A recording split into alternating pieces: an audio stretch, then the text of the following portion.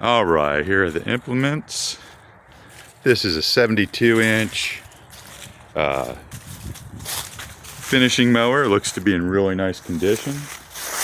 This is a 72-inch box blade. This is a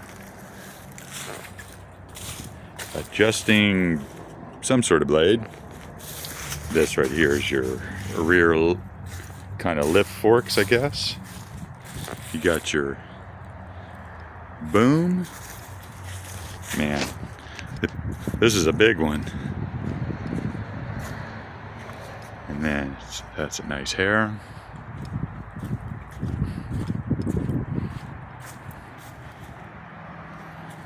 And it's a 9-inch auger on it, if I'm not mistaken.